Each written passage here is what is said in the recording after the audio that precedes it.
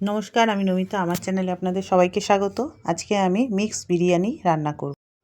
এই যে একটা প্লেটে তেজপাতা, গরম মশলা, শাহজিরে, জায়ফল, জয়িত্রী সব নিয়ে নিয়েছি। আদা রসুন পেস্ট করা আছে, সয়াবিন সেদ্ধ করে জল ঝরানো আছে, আলু রেখেছি ধুয়ে টুয়ে, তারপর ডিম রয়েছে, আর পেঁয়াজ, ডিমটা সেদ্ধ করে রেখেছি, পেঁয়াজ কুচিয়ে রেখেছি, তারপরে গোলাপ জল, কেওড়া জল রয়েছে। দিয়ে এবার আমি বিরিয়ানিটা রান্না করব। ডিমটাকে আমি সেদ্ধ করে ভেজে রেখেছি। বেরেস্তা করার জন্য পেঁয়াজটাকে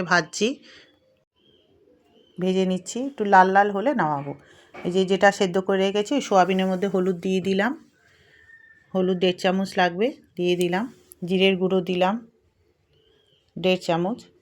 এবার দেব লঙ্কার গুঁড়ো দিলাম, অল্প করেই সব দিচ্ছি। লবণ দিলাম।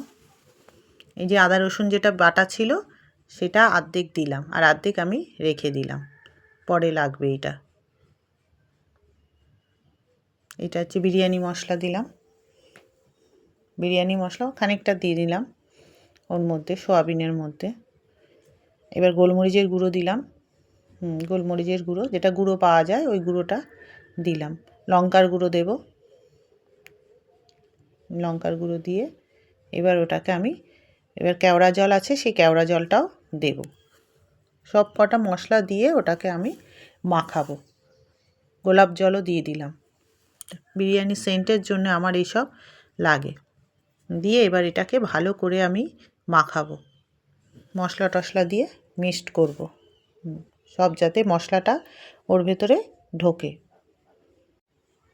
মশলাটাকে মাখাচ্ছি ভালো করে,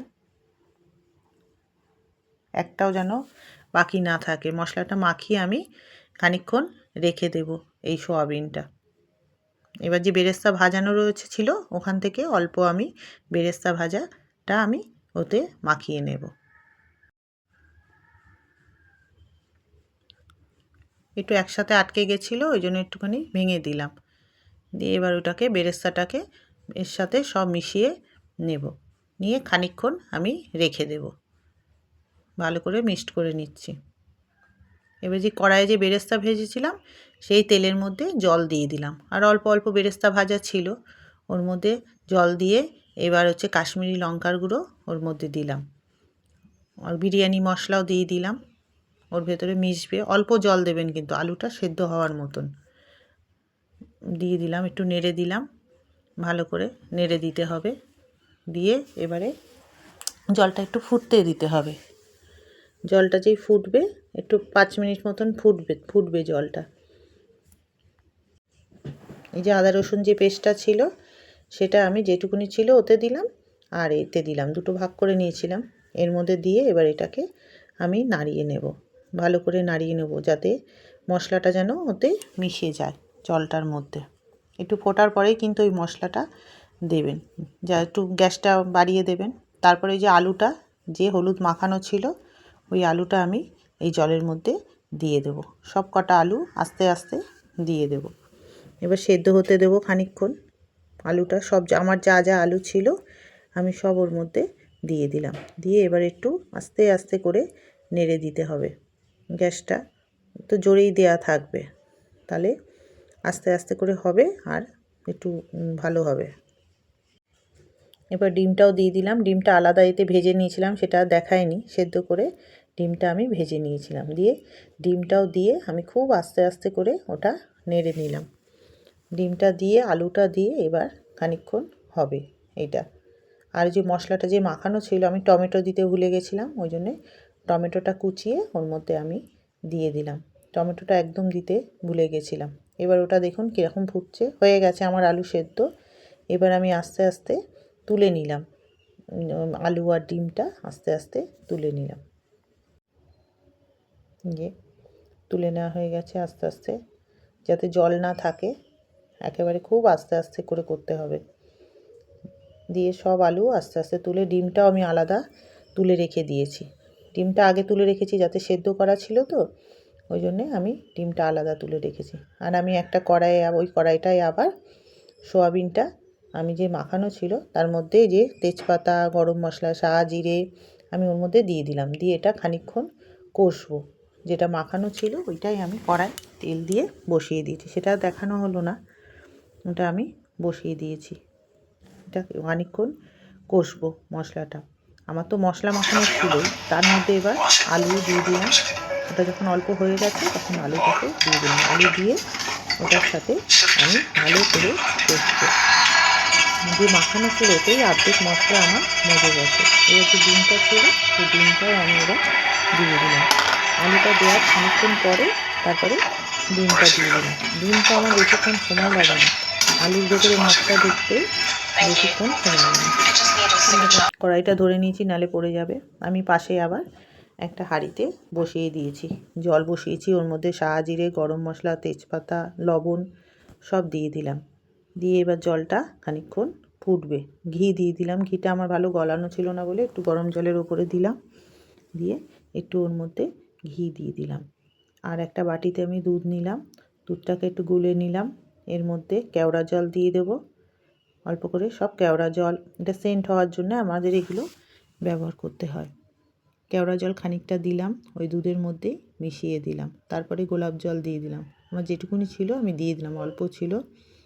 তারপরে একটা বাটিতে মশলা করা ছিল আমার, সেই গরম বিরিয়ানি মশলা, দুধ যেটা করে নিয়েছিলাম বাটিতে, বেরেস্তা ভাজা, সোয়াবিন, এই যে আমার ভাতও হয়ে গেছে, ভাতটা হয়ে গেছে। এবার আমি আলাদা হাঁড়িতে ঘি দিয়ে দিলাম, ঘি দিয়ে এবার ভাতটা চারিধারে ছড়িয়ে দিলাম, আস্তে আস্তে করে ভাতটা দিয়ে দিলাম। খুব সাবধানে করতে হবে, তাড়াহুড়ো করলে বিরিয়ানি হবে না, আস্তে আস্তে দিতে হবে। চারিধারে আগে ভাতটা মিশিয়ে নেব, চারিধারে যাতে ভাতটা থাকে। একটু ভাত, একটু সোয়াবিন সব দিয়ে এরকম করে করে আমার মেশাতে হবে।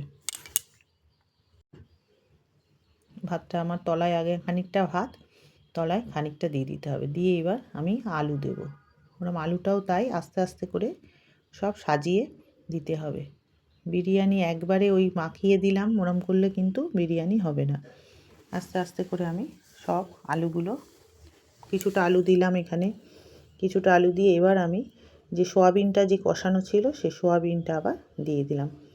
ঠিক মাংসও এরকম করে করতে হবে, ওখানে আমরা মাংস দিয়ে করলে মাংস, আর এখানে সোয়াবিনটা দিয়েছি, মাংস দিয়ে করলেও এরকম করে একই। এই বিরিয়ানি মশলাটা ছিল, মশলাটা দিয়ে দিলাম।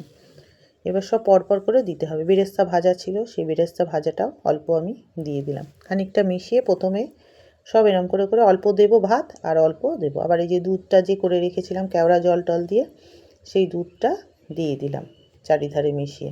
একবারে দেয়া যাবে না, অল্প দেব। এই যে সব রকম মিশিয়ে এর উপরে আবার ভাত দিতে হবে।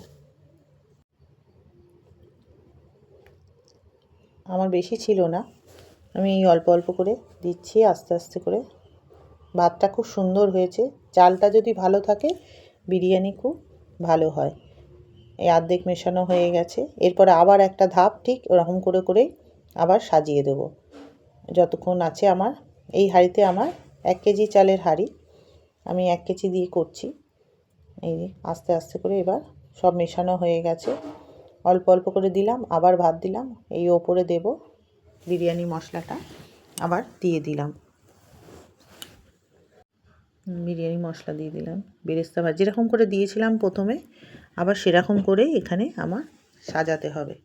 আবার যখন তুলবো তখনও ঠিক খুব সাবধানে সাবধানে তুলতে হবে, অল্প অল্প করে সব যেরকম প্রথমে করেছিলাম ওরকম করেই পরের বারেও তাই করে দিয়েছি। আস্তে আস্তে করে খুব আস্তে টাইম নিয়ে বিরিয়ানি করতে হবে, তাড়াহুড়ো করলে বিরিয়ানি হবে না।